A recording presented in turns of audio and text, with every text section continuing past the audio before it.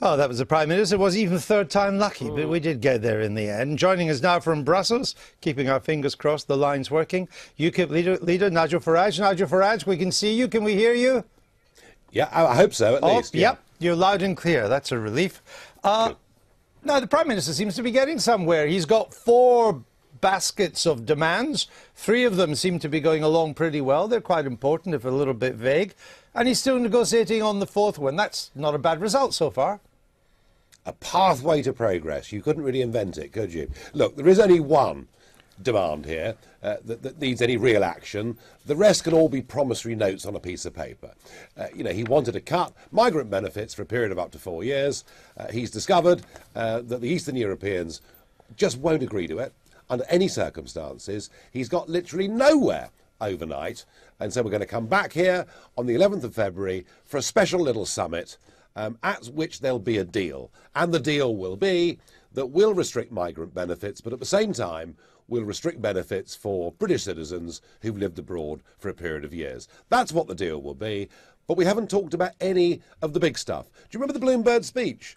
This big renegotiation of Britain's relationship with Europe, fundamental treaty change, questioning whether we could control our borders, all of that is out of the window. It's now down to one basic demand, which he can't get without British people paying some of the price too. If the Prime Minister had gone for a deal which involved free trade with the European Union, but released us from many of the political obligations, but we stayed inside the EU with free trade, would you have supported staying in? Would I support a deal with our European neighbours where we had a free trade deal, where we had reciprocity on student exchanges, where we had a format and a forum in which we could agree common minimum standards, and where we could be good Europeans in every sense, but have the supremacy of our own law in our own parliament and our own courts and control our borders? Given those things, of course. But even if we still stayed within the European Union? But you can't stay inside a political union who since 1957 have insisted upon the supremacy of European law and do those things. And what it goes to prove is that actually what Harold Wilson did in the referendum 40 years ago was quite deliberately lie to the British public, and I don't think we're going to be gulled again. All right. Danny Finkelstein. There we go. Our little elves hard at work there. Nigel Farage, our, as you know, entirely kosher poll there comes out for a big Remain in. A lot of young people there. That may have something to do with it. But how do you read the polls at the moment? Or even more fundamentally, do the polls even matter at the moment until the people get engaged in this issue? I think the momentum has shifted since the May the 7th general election, and there's no question that the energy and the excitement has been on the side of those of us who want to leave behind the European Union and move on to something more positive and better. So, but I mean, you're right. Obviously, if we took the Lord Ashcroft poll, which showed the Leave side 8 points ahead, we might get terribly excited. There is a long way to go, but I do think this. The big scare factors, the idea that, you know, oh, well, if we weren't part of the European Union, they wouldn't buy our goods, I think that really is diminishing as a fear factor with British people. I think, you know, people understand that trade takes place all over the world between countries who very rarely have political union. And I think the migrant crisis and the sheer numbers of people coming to Britain and some very big questions today about are the figures we've had since 2004 the right ones, or indeed are they much higher? I think that concern, add to that now fears about security, fears about terrorism, and I think this argument that we should be controlling our borders will, in my view, become the central part of this referendum campaign. So it's your view then that immigration, the migrant crisis, that will become the dominant theme of the in-out referendum? From your side? Yes, because the question is, I think, in the end, the question is this. Is Britain safer and more secure being part of the European Union or taking back control of our own lives? And I think increasingly there is an argument that actually controlling your borders, being as far away from a common European asylum policy that frankly is inviting terrorism to come into Europe, is the right and sensible place to be. Of course, many people on the other side will say the exact opposite, that at a time of terrorism and insecurity and danger, we need to be inside the European Union. We need to work with our European allies to combat terrorism, as we did with the French after the attacks on Paris, and as we're doing with the Germans too, that the argument of security will be used as a reason for staying inside the EU.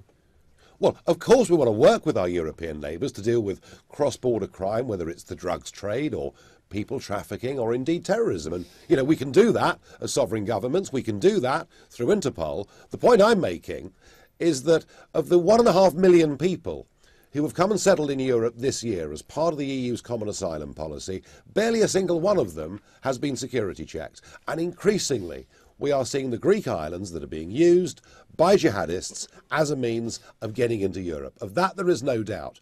And once they've got German passports or French passports in 3 or 4 years' time, they can all come to Britain. And that, I think, becomes a really important fundamental argument. All right. There are a lot of issues there which we will have plenty of time to talk in 2016. Yeah. Let me ask you an issue of process just for the moment. And that's if the deal is done, if some kind of deal is done in February at the next summit, it raises the possibility of the opportunity of having the referendum in June, though there could well be a number of hurdles in the way of doing that, and if not June, September. Let me ask you 2 questions. Do you think it will now be in 2016? And if so, what's your best guess as to when in 2016? It'll be the 3rd Thursday in June. I'm absolutely certain now that it'll be in June. Really? I'm a gambling man. I was hoping to go to France that day for a holiday. Well, bad luck, Andrew, you know. But no, I think it will be. I mean, look, from the Prime Minister's perspective, the possibility of 16 and 17-year-olds getting the vote, which could have delayed the whole process by 6 months, that's out of the way. Secondly, I think the Prime Minister will look at next summer when maybe even more migrants will come into Europe, across the Mediterranean and through the Western Balkans. And thirdly, he will calculate that the outside is divided. He will see that there is Vote Leave, there is Leave.eu, the attempt at peace negotiations have failed, and hey presto, on the very morning when the Prime Minister looks at his most vulnerable on this renegotiation, a senior figure within UKIP tries to cause a rumpus there. And I think for all those reasons, he'll go early, not late. All right, very interesting. 3rd Thursday in June. Put it in the diary. Get that in my diary, everybody. That's that trip to France. Got kiboshed. Nigel Farage, stay with us one more time, please. We're still sticking with you, Joe. We are. After UKIP dramatically won the European elections last year, Mr Farage warned the political establishment to expect an upset at May's general election. But it turned out that the self-styled People's Army didn't have quite as much firepower as he had hoped, winning only 1 seat. Since then, the party has been fraught with division and infighting. And in the latest volley, the party's only MP, Douglas Carswell, told the BBC that UKIP needs a fresh face as leader, with an optimistic message for the future. Here's a look at UKIP's year.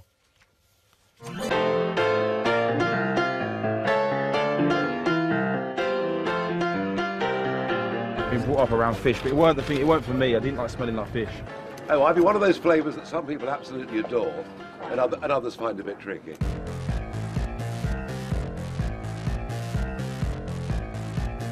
come into Britain from anywhere in the world and get diagnosed with HIV and get the retroviral drugs. 18,838. I don't break my word, so I should be writing to the UK UKIP National Executive in a few minutes, saying that I am standing down. What's the code for this building now?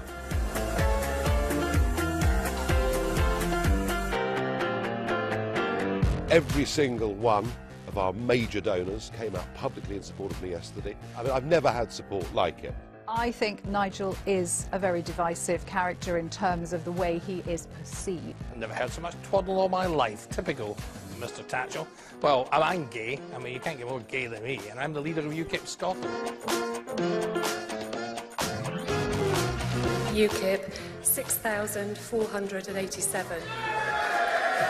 and I do hereby declare that Jim McMahon is duly elected as the Member of Parliament. Have you ever lied in an interview? Oh, yeah. Only on this programme. Only on Well, Nigel Farage, all the good and the bad bits there. It's been an eventful year. Has it been good or bad overall from your perspective? Well, isn't it funny? In 2014, we got 4.5 million votes. We won the European elections, and that was amazing.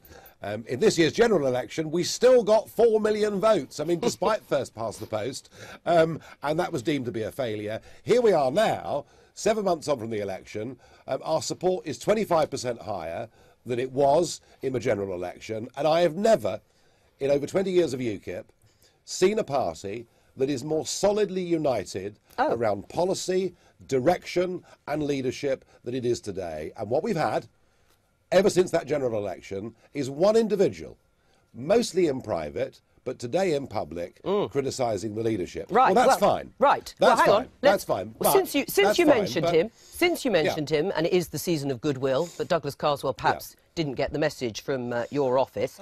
He hasn't held back. Let's hear him. Sometimes a startup needs to change gear and to change its management if it's to go the next level. And you know, the Oldham by-election to me said very clearly that I think we need a fresh face.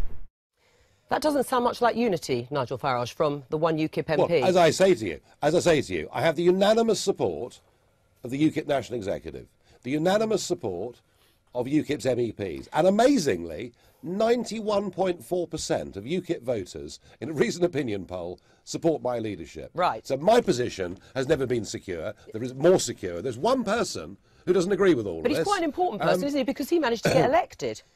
Well, he did, but, you know, so what? He's Really? one person. Yet so what? We cannot have one individual. Every single time there's a UKIP conference, it finishes with a story of disunity, and it's all being caused by one person. And frankly, I think it's going to have to end. Ah, how's it going to have to end? Well, it's going to have to end. He's going to have to put up or shut up. Either he accepts that UKIP is unified, not just behind its leadership, but behind believing that controlling our borders and dealing with immigration is a fundamental issue in British politics and not something we should shy away from. You know, either he's going to have to accept that or do something different. Well, and do something different will leave the party. I don't know what he wants to do. I mean, in the end, you know, it will not be me that makes these decisions. It'll be Douglas that makes these decisions. Now, we know that he agrees with us on the question of European Union membership. The difficulty is, we think controlling immigration, having an Australian-style, you know, point system is the right way forward. Yeah. He seems to feel it's a bit too awkward to talk about these things. Do you regret him joining UKIP? No, of course not. I mean, that was, you know, a big part of building our momentum, winning that by-election, winning Rochester. You know, all of that was part of our journey. And actually, the People's Army is growing with every month, you know, that goes by. And he's been a part of that. But he must decide. But he must decide whether he wants to continue to be a part of it. Right, because otherwise, in your mind, he should leave. Well, we cannot have, and I don't think our national executive will allow one individual to give an impression to the country that UKIP's divided when actually it's very united. Have you spoken to him? When did you last speak to him? About a week ago, 10 days ago, around about the Syria vote, I guess. Right, and how was that? Well, you know, he wanted to vote for the intervention in Syria. We as a party traditionally have been very non-interventionist in things like this. I could live with that. But, you know, his criticisms over the Oldham by-election, frankly, are pretty invalid. You know, if 2.5 years ago we got a corner of the vote in a northern by-election, people would have said that was phenomenal. And it wasn't demographically a very easy seat for us. All right. Nigel Farage, thank you. Danny Finkelstein? You got to have What say you? You've got a heart of stone not to laugh to have a parliamentary party of one and end up with a split in it. Actually, funnily enough, I'm on Nigel Farage's side in this. There is a base for UKIP, and it is people who share Nigel Farage's view, basically, on immigration. I don't belong to that base. He does, and Douglas Carswell doesn't. Douglas Carswell is a libertarian who believes in reducing, halving the expenditure on the health service, privatising on education, privatising the National Health Service. He set all this out in his book, The End of Politics, and he thinks that the country should have a liberal immigration policy. He doesn't fit with UKIP, and the limits on UKIP are not set by Nigel Farage. They're set by the fact that UKIP takes a strong opinion which is acceptable to a group of people and will never go beyond it. So intrinsically, in my view, the UKIP project is limited. It will never be successful beyond it. I mean, Danny is right. The interviews we've done with Douglas Carswell, there has been a bit of a sort of divergence, if you like, on key issues between Douglas Carswell and the rest of the party. But in terms of this claim of unity, I mean, it hasn't just been about Douglas Carswell. There has been infighting with Suzanne Evans and Patrick O'Flynn. How do you see UKIP progressing in 2016? As a fight for Nigel Farage to get his enemies out of the party. I think Danny's exactly right. Unfortunately, it is quite funny. It's a mirror of what's happening in the Labour Party, except on a tiny scale that could be resolved with an arm wrestle, basically, and one of them would get to be in charge, and the other one would. But that's a huge problem. There has been a persistent question about what is UKIP beyond Nigel Farage. On the day after the election, Nick Clegg stood down, Ed Miliband stood down. There was no question. Well, so did Nigel Farage, of course, but he changed his mind. Exactly. There was no question that their parties would somehow manage without them. But the unresignation came back from Nigel Farage within 48 hours, and that's been the persistent question. Is it not possible? I don't know how that it's peaked. Well, it's possible. I think actually the big difficulty will be less what happens to UKIP, but what happens to the EU referendum campaign. I think Nigel Farage is right. The way to fight membership of the European Union is on immigration. And Douglas Carswell and a number of other people don't want to do it on that basis. And I think after the European referendum, they'll have a very serious problem after that. And during remember, it's the third week of June. Well, Mr. Carswell is UKIP, but it sounds like Mr. Farage wants him to drop the UK and the P bit and just be an independent MP on his own. I thank Steve Battle much. He's a Labour councillor in Nottingham, saying it can't be the third Thursday in June for the referendum because England play Wales that day in the Euro 16. I'm not sure what that means. I mean, if it was something important like England playing Australia at Lords, I would understand. Yeah, but Danny Finkelstein, anyway, that would be important for you. That would be important. Right, there you go. Thank you, Steve from Notts.